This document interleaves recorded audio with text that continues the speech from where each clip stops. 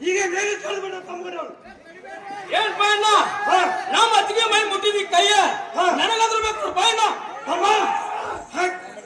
ಏನ್ ಬಾಣ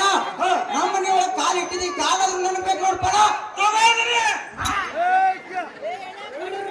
ಏನ್ಪ ತಮ್ಮಗಡ ಈ ಬ್ಯಾಟಿ ನಂದ ಬಸನ ಮಾಡ್ಬಿಡ್ತೇನೆ ಚಂದ ಕಡ್ದು ಇಟ್ಟಿಗೆ ತುಂಬ್ತೇನೆ